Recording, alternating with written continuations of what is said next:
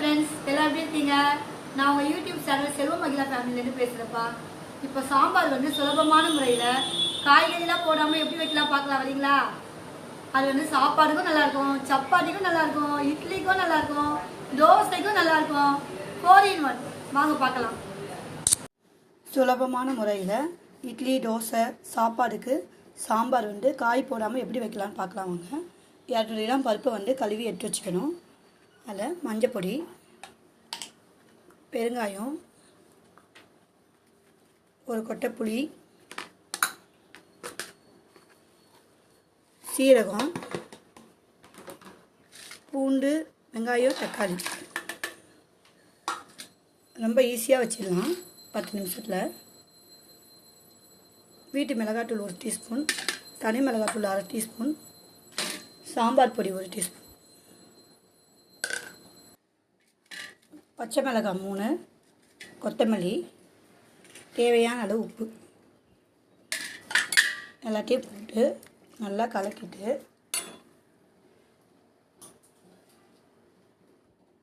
பருப்பு சீக்கிரம் வேகிறதுக்கு 1 டீஸ்பூன் எண்ணெய் ஊற்றணும்.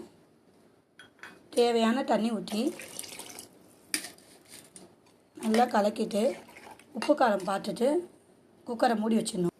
குக்கரை மூடி அடுப்பில் வச்சிடணும். ஒரு விசில் வந்து ஒரு 10 நிமிஷம் சிம்மில் வச்சோன்னே நம்ம வந்து இறக்கிடணும்.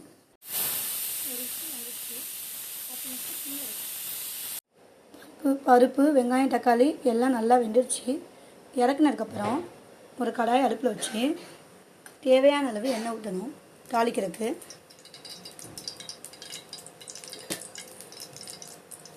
எண்ணெய் காஞ்சதுக்கப்புறம் மிளகு, சீரகம், வெந்தயம், கடுகு, கருவேப்பிலை, கொத்தமல்லி அது போடணும்.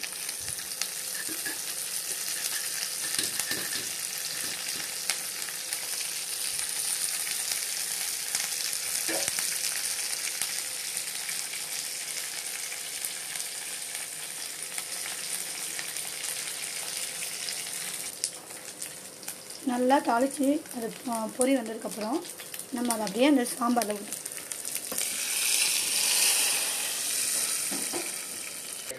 தாளித்து சாம்பாரில் ஊற்றினதுக்கப்புறம் அடுப்பில் கொஞ்சம் நேரம் வைக்கணும். 1 டீஸ்பூன் நெய் ஊற்றணும். செம்மையாக டேஸ்ட்டாக இருக்கும். நெய் ஊற்றி நல்லா லைட்டாக கொதி வந்ததுக்கப்புறம் இறக்கணும். சூடான டேஸ்ட்டான ஈஸி மெத்தட் சாம்பார் ரெடி. இது இட்லி தோசைக்கும் சாப்பாடுக்கும் செம்ம எம்மியாக இருக்கும்.